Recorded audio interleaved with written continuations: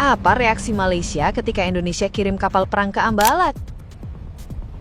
Baru saja PM Malaysia Anwar Ibrahim buka suara di parlemen soal Ambalat, tiba-tiba angin panas langsung berembus dari arah Indonesia. Tanpa banyak basa-basi, 4 kapal perang Indonesia termasuk KRI Hantu Laut langsung muncul di perairan yang selama ini jadi sengketa.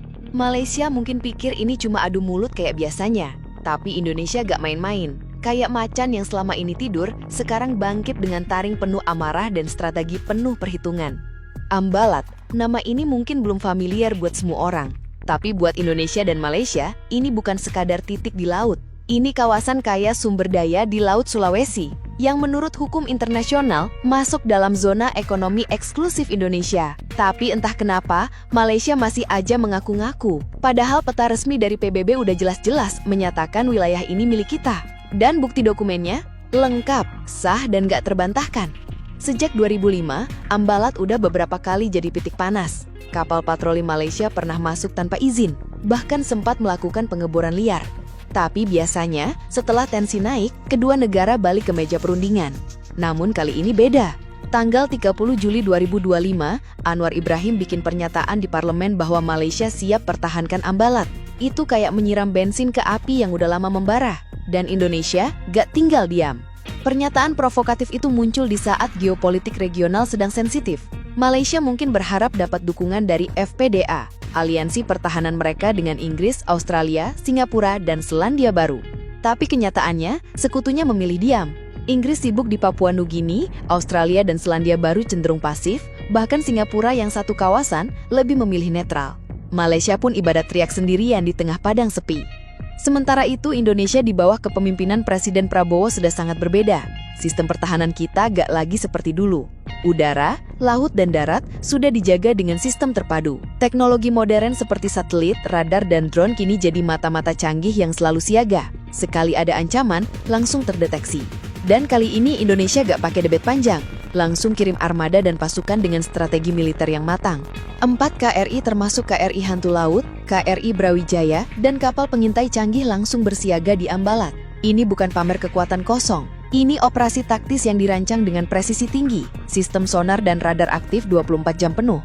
Laut kita dipantau setiap detiknya. Bahkan jika ada drone bawah laut asing mencoba masuk, semuanya langsung terdeteksi. Indonesia menunjukkan pada dunia, kita bisa tegas tanpa harus teriak. Jet pentur F-19 dan drone elang hitam juga mulai patroli udara. Satelit 8A4 mengirim gambar real-time dari pergerakan kapal asing. Sistem komando kita seperti main catur militer. Setiap langkah musuh dihitung, setiap celah dikunci. Bahkan blokade dilakukan secara selektif agresif. Kapal dagang masih boleh lewat, tapi kapal berbendera asing tanpa izin langsung dikawal keluar. Ini bukan agresi, ini pengamanan wilayah. Hak kita penuh. Dan dunia internasional memperhatikan. Mereka melihat Indonesia bukan hanya berani, tapi juga cerdas dan terukur. Bahkan dari dalam Malaysia sendiri, muncul suara-suara yang justru menolak perang. Rakyat Sabah dan Sarawak bilang, kami ogah dijadikan pion politik. Mereka tahu, kalau sampai konflik meledak, yang paling duluan kena dampaknya adalah mereka. Ironisnya, yang keluar-keluar dari kursi empuk di Kuala Lumpur bukan dari garis bepan. Konflik Ambalat ini bukan cuma soal batas laut. Di bawahnya tersimpan cadangan minyak dan gas yang nilainya bisa tembus triliunan rupiah. Itulah kenapa Malaysia ngotot. Tapi Indonesia juga bukan tanpa dasar. Berdasarkan UNCLOS dan garis batas resmi ZEE, posisi kita kuat secara hukum. Klaim Malaysia lebih mirip strategi pengalihan isu politik dalam negeri. Tapi sayangnya, yang mereka ganggu sekarang bukan negara yang sama seperti dulu. Negara-negara FPDA yang jadi harapan Malaysia pun ternyata gak solid. Inggris, Australia, Selandia Baru gak mau ambil resiko. Alasannya jelas, mereka melihat Indonesia sebagai kunci stabilitas kawasan. Hubungan diplomatik dengan RI jauh lebih penting dibanding ikut-ikutan urusan yang dasarnya lemah. Bahkan Singapura yang dulunya cukup dekat dengan Malaysia, sekarang justru jaga jarak. Karena mereka tahu kalau ikut campur bisa kebakar juga. Di sisi ekonomi, posisi Malaysia juga lagi goyah. Ringgit melemah, kepercayaan investor menurun, dan sektor energi mereka belum sepenuhnya pulih pasca pandemi. Bandingkan dengan Indonesia yang sedang tancap gas bangun IKN dan dorong eksplorasi migas di wilayah timur, termasuk Ambalat. Kita butuh energi besar, dan itu artinya kita juga harus jaga sumber daya strategis kita sendiri. Ini bukan soal ego, ini soal masa depan bangsa. Presiden Prabowo mengambil langkah yang jarang dilakukan pemimpin Asia Tenggara. tegas tapi terukur. Bukan gertakan kosong, bukan gaya koboi, tapi strategi nyata dengan pengerahan armada dan alat utama sistem senjata modern. Dunia melihat ini bukan sebagai provokasi, tapi bukti bahwa Indonesia punya prinsip. Kita tidak mencari konflik, tapi kita juga tidak akan lari jika kedaulatan diganggu. Dan sikap seperti ini bikin kita makin dihormati. Efeknya terasa cepat. Negara-negara ASEAN mulai melirik Indonesia sebagai penyeimbang kekuatan kawasan. Vietnam, Filipina, hingga Thailand melihat RI sebagai pemain utama yang bisa menjaga stabilitas maritim. Dalam forum-forum regional, suara Indonesia makin didengar, bukan karena teriakan, tapi karena ketegasan. Dan semua ini terjadi bukan karena keberuntungan, tapi karena modernisasi pertahanan yang sudah kita bangun selama 1 dekade terakhir. Dulu, narasi bahwa Indonesia lemah di perbatasan sering dipakai untuk menjatuhkan pemerintah. Tapi sekarang, itu semua sudah berubah. Armada laut kita bukan lagi kapal tua yang mudah diganggu. Sekarang kita punya KRI dengan teknologi sonar terkini, drone tempur yang bisa terbang berjam-jam tanpa henti, dan radar laut yang mampu mendeteksi gerakan sekecil apapun di permukaan maupun dasar laut. Kedaulatan kita dijaga dengan sistem, bukan sekadar semangat. Ambalat kini bukan hanya dijaga, tapi dikawal penuh. Tiap inci perairan dipantau, tiap gerakan asing diproses secara intelijen. Ini bukan demi gengsi, ini demi memberi rasa aman pada nelayan kita, pada rakyat perbatasan, dan pada seluruh bangsa Indonesia. Karena kedaulatan bukan cuma soal bendera di peta. Kedaulatan adalah hak hidup rakyat, adalah masa depan energi, dan harga diri bangsa. Dan kita tunjukkan ke dunia bahwa Indonesia tidak main-main. Menariknya, reaksi keras justru datang dari rakyat Malaysia sendiri. Di Sabah dan Sarawak, suara penolakan makin keras. Mereka tahu kalau konflik membesar, mereka yang akan jadi tameng. Beberapa tokoh lokal bahkan buka suara, menyebut bahwa tindakan Anwar tidak mencerminkan kehendak rakyat perbatasan. Mereka lebih ingin damai, bukan jadi korban ambisi politik elit Kuala Lumpur. Ini membuka mata bahwa konflik ini tidak sesederhana hitam putih. Bahkan media internasional mulai menyuarakan pertanyaan besar. Kenapa Malaysia nekat memprovokasi tanpa dasar kuat? Investor pun mulai tarik diri. Ketidakstabilan politik bikin pasar goyah. Dan yang lebih menyakitkan bagi Malaysia, negara-negara anggota FPDA yang mereka andalkan tidak memberi dukungan nyata. Mereka diam, bahkan ada yang terang-terangan bilang bahwa mereka tidak ingin terseret dalam konflik yang tak berdasar. Sementara itu, Indonesia justru memanfaatkan momen ini sebagai panggung diplomasi. Lewat forum ASEAN, PBB, bahkan pertemuan internasional lainnya, kita tampil sebagai negara yang taat hukum laut internasional. Kita sampaikan bahwa tindakan Indonesia bukan agresi, tapi perlindungan sah terhadap wilayah kedaulatannya. Ini soft power yang dipadukan dengan hard power. Kita bukan hanya tunjukkan kekuatan, tapi juga kesantunan dan kedewasaan bernegara. Diplomasi maritim pun digalakan. KRI Bima Suci, kapal layar kebanggaan Indonesia, mulai diberangkatkan sebagai duta budaya dan persahabatan. Di tiap pelabuhan asing yang disinggahi, Indonesia hadir bukan dengan amarah, tapi dengan identitas. Mulai dari tarian, musik, hingga batik. Semua jadi alat untuk memperkenalkan bahwa Indonesia punya prinsip. Kuat, bersahabat, dan tahu cara membela diri dengan elegan. Dunia mulai melihat kita bukan sekadar negara berkembang, tapi pemimpin regional sejati. Namun tentu saja, pemerintah tidak tinggal diam hanya dengan armada dan diplomasi. Indonesia juga memperkuat infrastruktur pertahanan di perbatasan. Radar baru dipasang, pos TNI ditambah, dan pangkalan udara diperluas. Ini bukan provokasi, tapi bentuk kesiapsiagaan. Kita tidak tahu apa yang akan terjadi esok.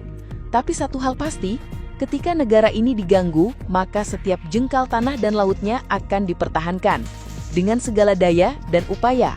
Situasi Ambalat ini juga jadi semacam ujian bagi seluruh rakyat Indonesia. Apakah kita masih mau diam saat kedaulatan diganggu? Atau kita bersatu, mendukung langkah pemerintah dan TNI dalam menjaga harga diri bangsa? Sekarang bukan waktunya saling menyalahkan atau sibuk debat di media sosial. Kita perlu satu suara, karena kedaulatan bukan urusan tentara saja. Ini urusan kita semua sebagai bangsa yang merdeka dan berdaulat. Pemerintah juga terus mendorong diplomasi aktif. Tapi bukan berarti kita tunduk.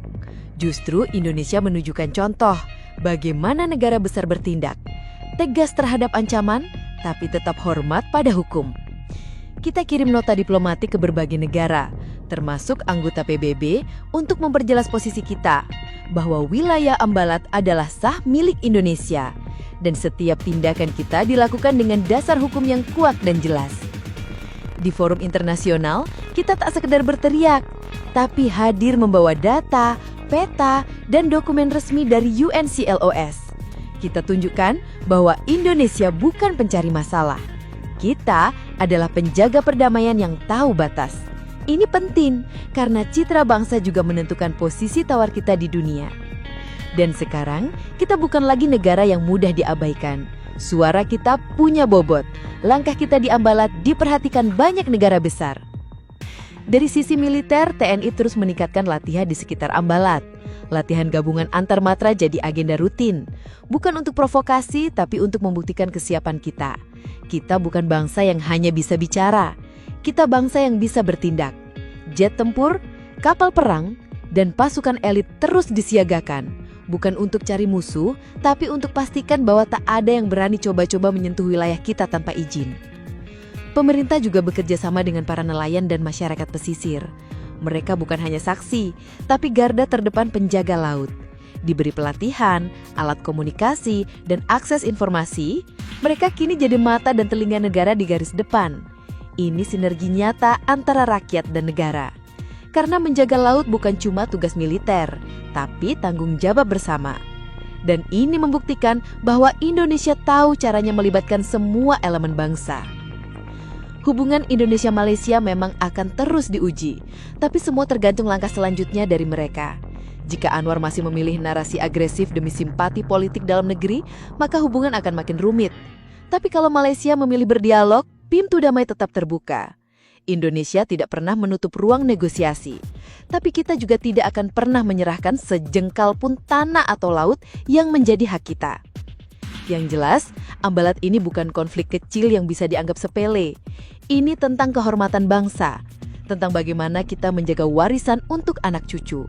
Karena laut bukan sekedar sumber ikan atau migas. Laut adalah identitas. Dan Indonesia, sebagai negara kepulauan terbesar di dunia, tidak bisa diam kalau lautnya diganggu. Ini adalah momen untuk tunjukkan siapa kita. Bangsa yang ramah, tapi bukan bangsa yang bisa diinjak. Lihat saja bagaimana dunia sekarang mulai mengakui posisi Indonesia. Amerika Serikat, Tiongkok, dan Uni Eropa kini lebih intens menjalin komunikasi dengan kita. Karena mereka tahu, Indonesia adalah pemain penting.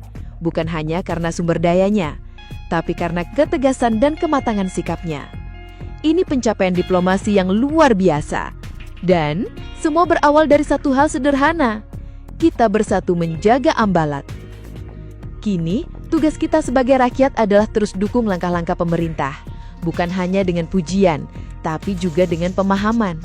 Edukasi soal sengketa perbatasan harus disebarkan, supaya anak muda kita paham bahwa mempertahankan kedaulatan itu bukan soal ego nasionalis, tapi soal tanggung jawab generasi. Jangan sampai kita mewarisi negeri yang mudah dilecehkan. Kita harus pastikan Indonesia berdiri tegak, sekarang dan selamanya. Dan akhirnya, kita harus ingat satu hal. Indonesia bukan bangsa penjajah, tapi juga bukan bangsa yang mau dijajah. Kita cinta damai, tapi lebih cinta kemerdekaan. Kita terbuka untuk dialog, tapi tertutup bagi pengkhianatan.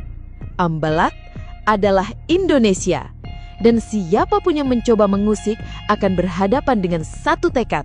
Dari rakyat yang satu hati, satu suara, dan satu semangat membela tanah air sampai titik terakhir. Merdeka!